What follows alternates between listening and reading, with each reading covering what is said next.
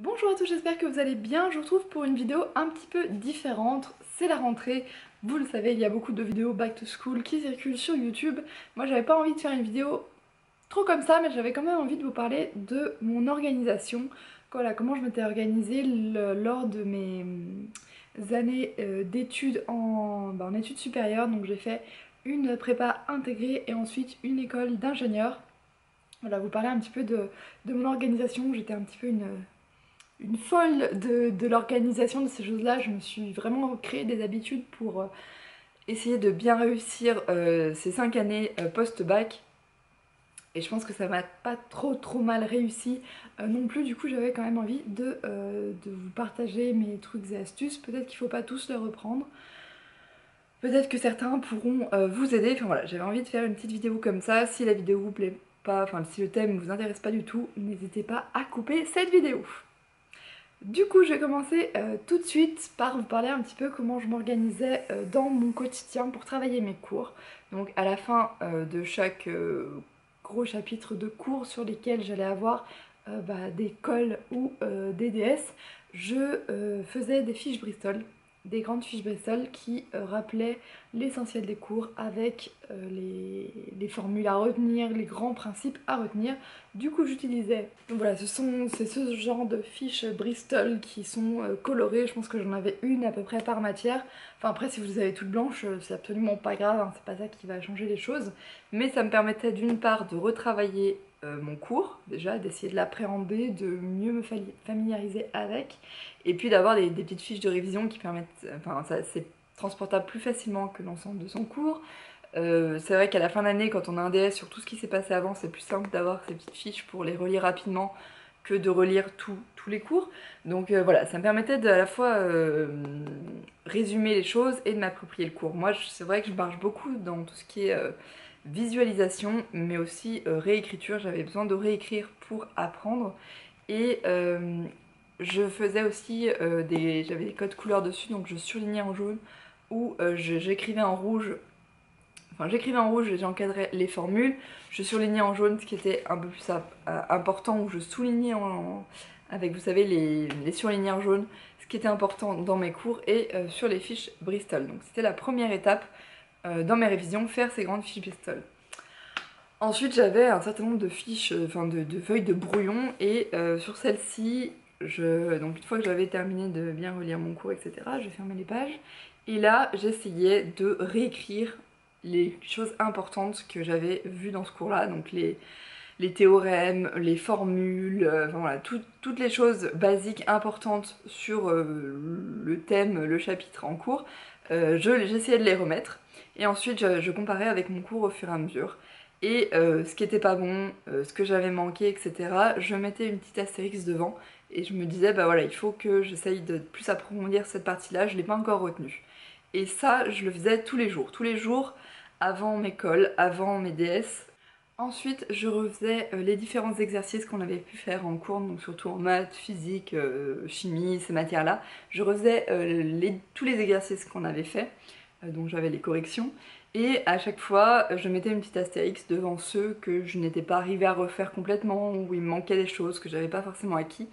Et en fait, ces astérix, ça me permet ensuite d'aller revoir, d'aller refaire ces exercices plusieurs fois jusqu'à vraiment comprendre la réflexion qu'il y avait derrière, peut-être pas l'avoir absolument, enfin ne pas aller jusqu'à le connaître par cœur, mais en tout cas avoir compris le raisonnement à mettre derrière qui avait été utilisé pour résoudre cet exercice-là et pour être sûr de vraiment bah, voilà, l'avoir assimilé, l'avoir compris.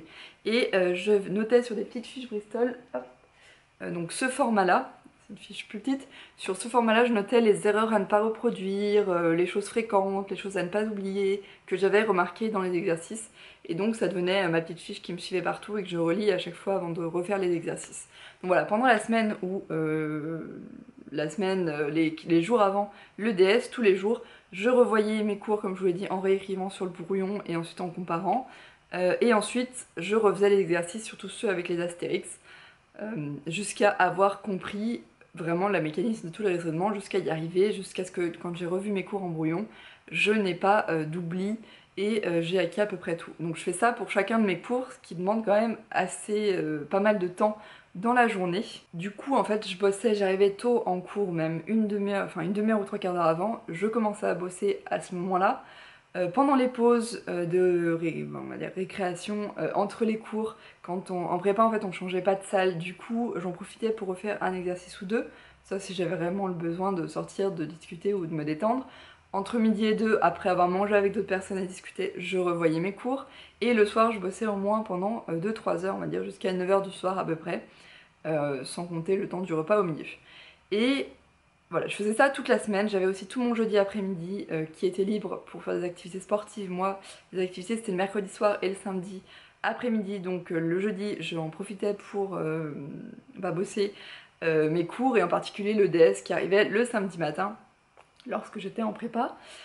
Et en fait, le fait de bosser comme ça toute la semaine, assez souvent, déjà ça me permettait de arriver à avoir le temps de revoir tous mes cours, parce qu'on avait au moins 2 cols par semaine, plus un DS le week-end sur des matières différentes, des chapitres différents.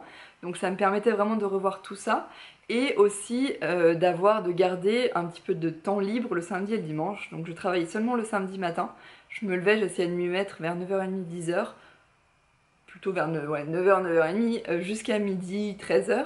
Et pareil le dimanche matin, et de garder mes après-midi libres, le samedi pour faire des activités, et le dimanche pour quand même un petit peu me reposer et pas avoir la tête qui explose au bout d'un mois ou deux. Donc c'est vrai qu'au début c'est un petit peu compliqué de se mettre dans ce rythme là, mais une fois mis, franchement ça roule tout seul. Et les temps libres qu'on arrive quand même à conserver, parce que le jeudi je travaillais toute l'après-midi, mais j'essayais quand même de m'arrêter pas trop tard, on va dire que vers 6h, à partir de là je faisais ma pause et je prenais plus de temps pour moi. Mais une fois qu'on s'est mis dedans, vraiment, ça roule tout seul, on s'habitue à le faire, on a quand même un petit peu de temps libre, mais la semaine, c'était, voilà, pour moi c'était vraiment, je bosse toute la semaine, et au moins je souffle un petit peu le week-end. C'est peut-être pas, tout le monde n'arrive peut-être pas à tenir ce rythme-là, c'est vrai que moi j'ai eu la chance d'arriver à le tenir, mais voilà, peut-être essayer de vous organiser des petits moments, vous dire j'arrive un peu plus tôt le matin, ou alors si j'arrive pas à me lever tôt le matin, je bosse un peu plus tard le soir. Mais en tout cas j'essaye de m'y mettre tout de suite dès que je suis rentrée à la maison pour être sûre d'être tout le temps dedans, et de ne pas aller à droite à gauche faire autre chose. Le jeudi après-midi je m'accordais quand même une grosse demi-heure de pause vers 4 heures, histoire de souffler un petit peu, ou entre les différents cours, mais voilà, j'essayais de vraiment me tenir et me dire je le fais tout le temps, je me mets dans ces habitudes là pour, voilà, pour que ça rentre et que ça devienne vraiment des habitudes après, et que je me dise pas j'aimerais bien faire ci, j'aimerais bien faire ça.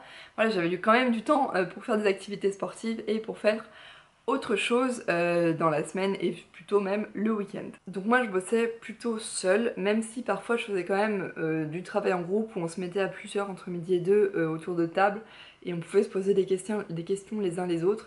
Mais c'est vrai que moi j'ai toujours plutôt préféré travailler seule.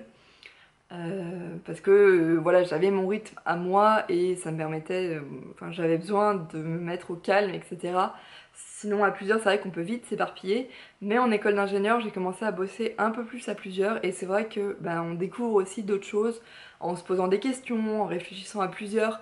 Voilà, il y a des choses qui se débloquent chez les uns les autres, on pense à des choses qu'on n'aurait pas forcément vues quand on est tout seul. Enfin voilà, c'est aussi un travail qui est intéressant, donc je pense que c'est bien de combiner les deux, de quand même garder des moments où on travaille seul, parce que seul on avance différemment, et parfois on avance peut-être plus vite, ou en tout cas on va toucher des points qu'on a peut-être moins compris tout de suite, mais aussi de garder des temps où on travaille à plusieurs pour se poser des questions, pour essayer de voir voilà, comment certaines personnes ont compris certaines choses, et ça peut aussi débloquer, et on peut arriver à mieux retenir certaines choses.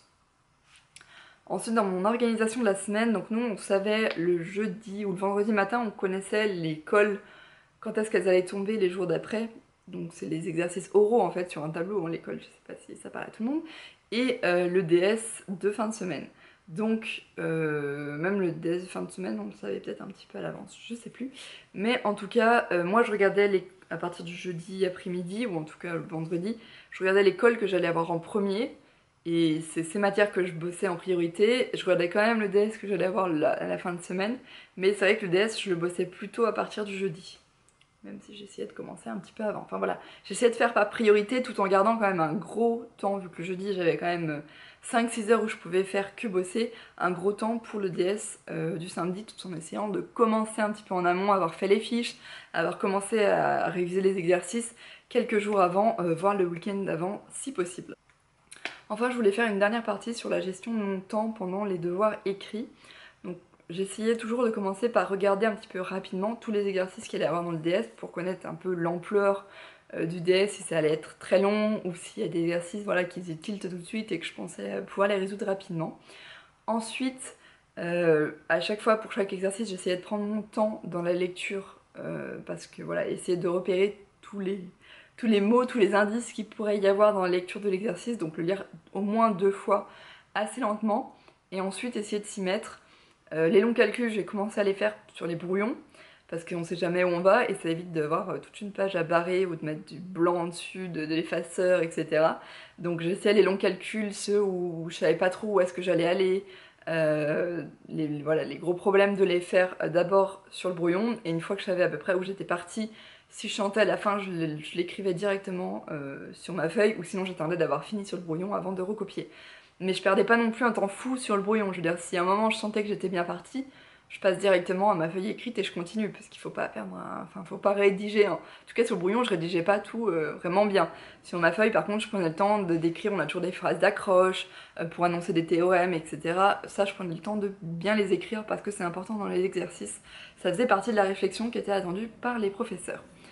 Pour les DS par contre qui concernaient plutôt des devoirs de français, de philo, ces choses là, là je prenais mon temps, en fait je prenais, souvent on avait des 4 heures, je prenais bien 1 heure et demie à écrire toutes mes idées sur mon brouillon, toutes les petites choses qui me venaient.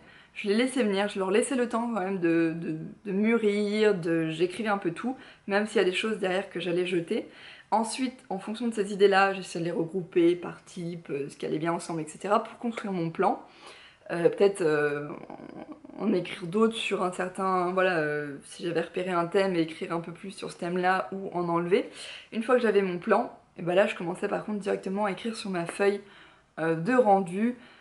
Parce que si je commençais à écrire l'ensemble de ma rédaction d'abord sur mes brouillons, puis ensuite je les réécris, c'est juste, on perd juste trop de temps. Donc une fois que j'avais le plan et que je savais, enfin j'avais quand même mes idées, mes phrases, mes petites phrases, enfin les idées elles prenaient 2 lignes maximum, hein, c'était pas des paragraphes entiers.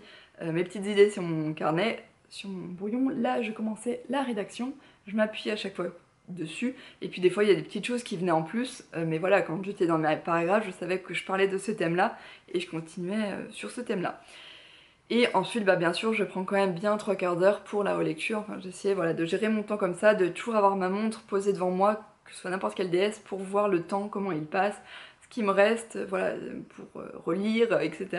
Et ne pas finir dans la précipitation. Voilà, c'en est tout pour cette vidéo, j'espère qu'elle vous aura plu.